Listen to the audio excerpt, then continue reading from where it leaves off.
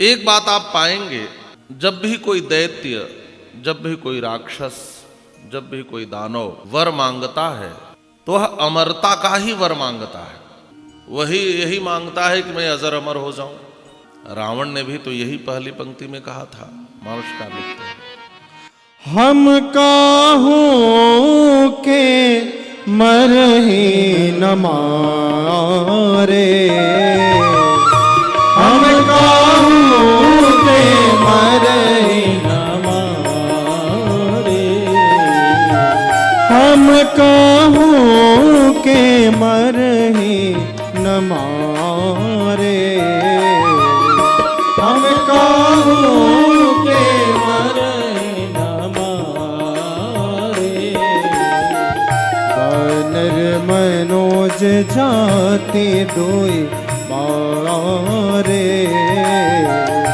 वानर मनोज जाति दोई मारे। आपने सुना होगा कि रावण ने कहा हम काहू के मरहि न मारे, हम किसी के मारने से न मरे। अच्छा, आपने हिरण्यकशिपु के भी वरदान में यह सुना होगा। तारकासुर ने भी पहले यही कहा कि हम अमर हो जाएं, और बाद में ब्रह्मा जी ने अपनी विवशता सबसे बताई है कि भाई देखो, महाप्रलय में जब मेरा भी नाश होता है तो मैं किसी को अमरता का वरदान नहीं दे सकता। और आप यह भी देखे होंगे, सुने होंगे, पाए होंगे कि इन सभी वरदान मांगने वालों ने संशोधन किया। रावण ने भी पहले कहा मैं अजर अमर हो जाऊं, ब्रह्मा जी ने कहा संभव नहीं है। तब रावण ने कहा ठीक है, बानर मनुज जाति दुई बारे, मनुष्य और बंदरों को छोड़ करके हमें कोई मार न सके। हिरण्यकशिपु ने भी अलग बुद्धि लगाई, न बाहर मरूं, न भीतर मरूं, न ऊपर मरूं, न नीचे मरूं, न दिन में मरूं, न रात में मरूं, न अस्त्र से मरूं, न शस्त्र से मरूं, न मनुष्य से मरूं, न पशु से मरूं, न 12 महीने में मरूं, न ब्रह्मा के द्वारा बनाए गए किसी प्राणी से मरूं। हिरण्यकशिपु ने भी अपनी घुमावदार भाषा में ब्रह्मा जी को मानो बरगलाते हुए अपने विचार से उसने भी अमरता मांगी। और यही बुद्धि तारकासुर ने भी लगाई थी कि शंभु शुक्र संभूत सुत, भगवान शिव के बेटे से मैं मरूं, क्योंकि पता था कि शिव को पुत्र होगा ही नहीं, सती का देहावसान हो गया है। अच्छा, हर असुर यही बुद्धि लगाता है, हर राक्षस, हर दैत्य, और यह घूम घुमा करके अपने को अमर बनाना चाहते हैं। लेकिन एक बात आप जान लें, जहां से इन दुष्टों की बुद्धि की सीमा समाप्त होती है, वहीं से भगवान की सीमा आरंभ होती है। महाराज, आप कितना भी गणित लगा लें,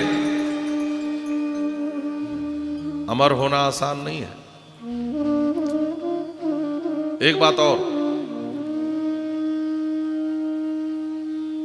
हम अमर ही हैं यदि विचार करें तो। एक दिन और हमने आपसे पूछा था, फिर आपसे पूछूं कि आप मरने वाले हैं कि अमर हैं, तो आपका उत्तर क्या होगा? आज आप लोग उत्तर देना ही नहीं चाहेंगे, है ना? यदि आप शरीर मानते हैं स्वयं को, तब तो मरने वाले हैं, और यदि अपने को आत्मा मानते हैं, तब तो आप अमर हैं। आपकी मूल मान्यता क्या है? और शास्त्रों की कथा इसी के लिए है कि आपकी यह मान्यता बदले। आप अपने को शरीर न माने, अपने को देह मानना, अपने को शरीर मानना, इसी को दर्शन में देहात्मवाद कहा गया। और अपने को आत्मा मानना दर्शन में इसी को आत्मवाद या अध्यात्मवाद कहा गया। हम अध्यात्मवादी हैं, हम आत्मवादी हैं, क्योंकि हम अपने को देह नहीं मानते, हम अपने को शरीर नहीं मानते। जन्म शरीर का हुआ है तो मृत्यु शरीर की होगी, लेकिन आत्मा का जन्म नहीं हुआ। आत्मा यात्रा करती है, इसकी न मृत्यु होती है न जन्म होता है। और ये हमारी आपकी यात्रा अनंत वर्षों से चल रही है और अनंत काल तक चलती रहेगी। तब तक चलती रहेगी जब तक हम अपने अंशी को प्राप्त न कर लें, अपने लक्ष्य को प्राप्त न कर लें। बात समझ में आ रही है?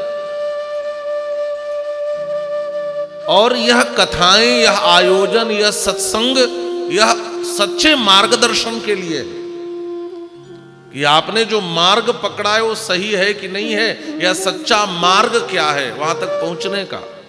और उस मार्ग को यदि आप अपने जीवन में नहीं अपनाए तो यह यात्रा अनंत काल तक चलती रहेगी।